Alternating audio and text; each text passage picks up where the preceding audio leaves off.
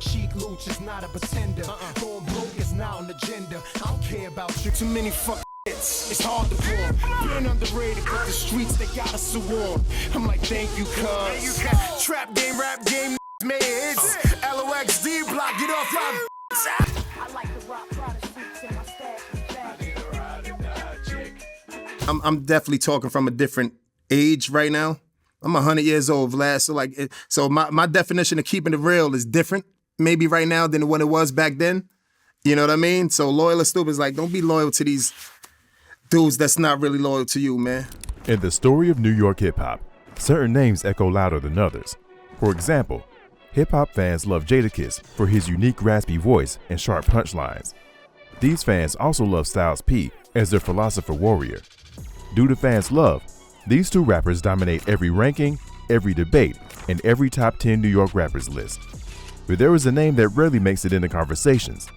There is a name that created the foundation of Jadakiss, Styles P, and LOX. The greatest hip-hop group out of New York. He reshaped the New York rap world and urged Jadakiss and Styles P to take their talent seriously. But in the end, hip-hop fans forgot him.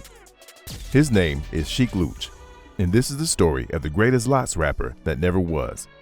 The most underrated, overlooked, and uncelebrated giant New York ever produced. Sean Divine Jacobs was born in New York in the 80s. Like many Yonkers kids of that era, he saw street life up close. He grew up in the rough neighborhoods where drugs, shootings, and poverty shaped most kids' futures.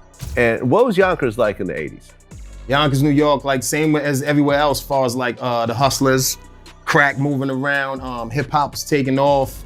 Instead of falling for drugs or violent street life, Sean turned his attention toward the hip hop world. He was seeing the rise of hip hop culture in the streets and was desperate to be a part of it. We used to go upstairs from his grandmother's house to Steve Toon house, and he had one turntable, and his man used to cut while Kiss was rapping on beats, and I was like, yo, I want to do this, man. That's hot. How you put those words together like that? Jadakiss and Sean used to live in the same neighborhood. They were together for their whole childhood. Jadakiss was also a fan of hip-hop culture and used to rap in his free time. It was just entertainment for him. But Sean was eager to turn their talent into something great. Whenever they would sit together, Sean would urge Jadakiss to take his rapping seriously. He wanted both of them to learn about this world, improve their craft, and get fame. Yeah, we just knew we was destined though for something great, something great. Due to Sean's efforts, he and Jadakiss managed to create a rap group, Bomb Squad, when they were in school. Sean, aka Sheek Louch, and Jadakiss would record mixtapes and distribute them to people. Eventually, the audience began to love their songs. This process also improved their craft, so they started selling tapes for $5 in their high school. Soon, students became obsessed with their mixtapes and everybody wanted them. Due to this, they were getting fame in their neighborhood, but Sheek wasn't satisfied with it. He wanted to reach more people. He desired to get fame and global reach. When the tone of hip-hop music shifted, Sheek also converted their group name from the Bomb Squad to Warlocks. The Warlocks around like that Gravedigger era, that horrorcore. Okay. It was around that when, you know, that kind of rap. From here, they started their journey of becoming dangerous. Sheek brings fearlessness in his rap. He sets the temperature of the entire track, turning it into a true example of Yonkers' raw energy. His vocal tone added a hardcore street presence. Jadakiss's unique voice and lyricism, and Sheek's fearless formation of the track set the foundation for their group. While most high school rappers dream of a big break, the Warlocks actually got one early. Sheek and Kiss ended up recording a song for Main Source's second album after Large Professor had already left the group. And I think at the time the Mushmen took us over there to them.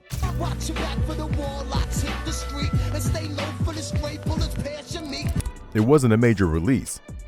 The album got delayed and barely made noise, but for two unsigned teenagers from Yonkers, it was the beginning of an era.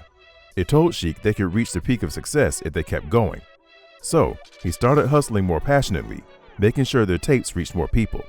Due to his efforts, the group was gradually growing, and soon Sheek felt that they needed a third wheel.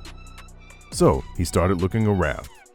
Styles P was from the other corner of the city, but his deep thinking and rapping capabilities was becoming famous in the streets.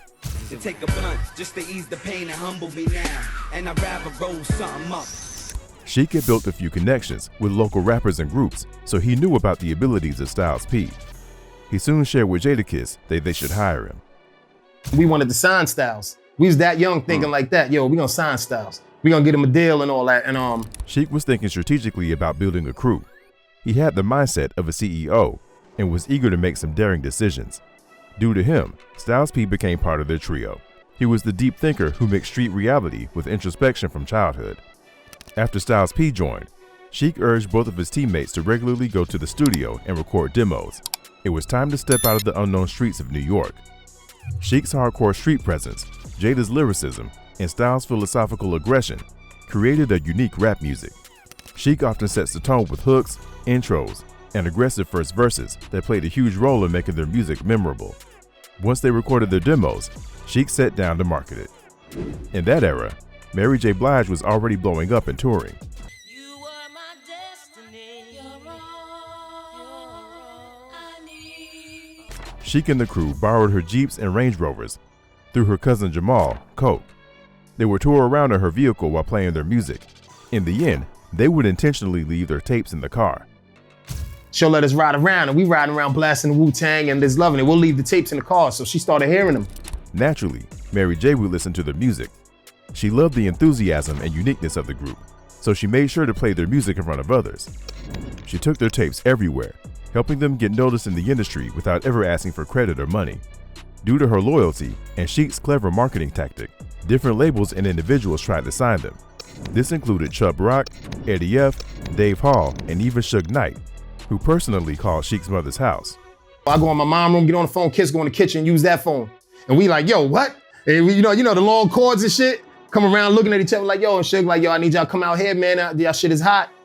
Any artist out there want to be an artist and want to stay a star, don't want to have to worry about the executive producer trying to be all in the videos, all on the record, dancing, come to Death Row. Suge Knight was eager to sign the Warlocks, but Sheek was hesitant to accept the offer. He was managing his group and wanted the best for the trio. While he was contemplating Suge's bidding, his team got a life-changing offer. By the mid-90s, Craig Mack and Biggie had already hit the scene. Bad Boy was becoming the Chicago Bulls of hip-hop. Puff Daddy was on the rise. Bad Boy was New York's hottest label. Mary took Sheek and his crew into Puff's office. She believed in them, and Puff also knew about their talents, so he decided to give them a chance for his label. Sheek and his crew wrapped into office. Puff nodded his head and let them go. After 1 or 2 days, he called them and told them they were part of the Bad Boy label. And let's be clear, all the Puff paperwork at the time was legit, standard stuff. Standard, he didn't pull no tricks. From there, the journey of the LOX started. In the coming years, hip-hop fans saw and listened to the music of this group. These fans would quote Jada and Styles' lyrics, but they would forget about the man whose raw passion, hustling, and efforts paved the way for Jada and Styles towards success. The LOX appeared on songs for artists like Mary J. Blige, the Notorious B.I.G., and Mariah Carey before releasing their debut album. Yo, what's beef to you? 3 niggas with hoodies and bats. That ain't shit compared to one small cat with gats. In 1998, they released their debut album, Money, Power, and Respect. 1 pound respect, what you eating like? 1 pound respect, what you eating right? It was an instant hit with people all over the world, showing their love for the trio. A lot of them believed it was one of the best things Bad Boy created. The hooks were better than Puff Daddy's, and in many cases, the album surpassed Bad Boy in terms of lyrical skills and energy. It was certified platinum and peaked at number 3 on the US Billboard. Sheek gave his soul and energy to the album, but when it came to promotions and marketing, the label pushed him to the background.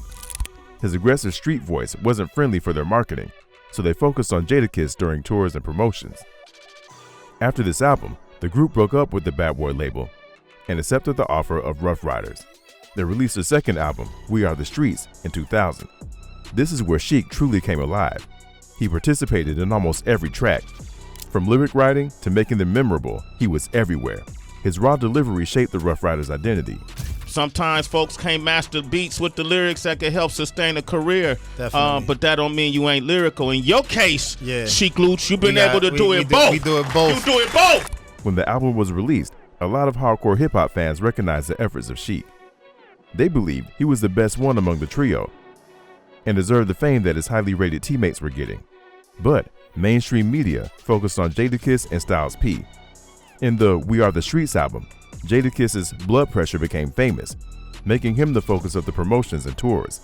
After him, Styles P was given importance. And we never really been like a high selling group. We just been ear to the street and like extra dope. Yeah. And getting like a certain kind of core audience. This led Sheek toward a solo career. He wanted to step out from the shadows of his group members, so he released Walk With Me in 2003. The album wasn't a commercial blockbuster, but it was respected heavily in the streets. Mighty D Block became an underground anthem and is still one of the most iconic LOX related tracks ever. I don't even care about pull out, back the hottest of the years out your chest. His second solo album, After Taxes, performed better than his debut, but the buzz around his teammates overshadowed his solo album successes. But that didn't stop Sheek.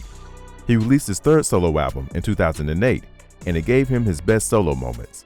The album Silverback Gorilla's Good Love became Sheek's biggest solo hit.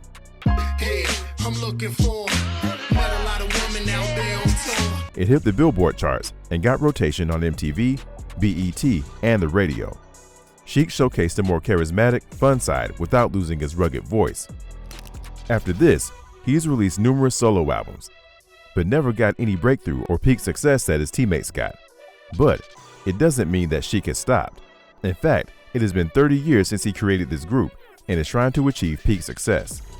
I could honestly say the whole time that I have known about the LOX, you guys have always been good. Salute. There's never been a breakup. There's never been anyone talking bad about anyone ever. Ever. Thank you. He never feels resentment toward his teammates.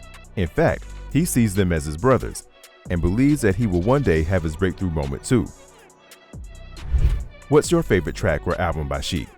Share with us in the comments section and watch our latest video on the screen.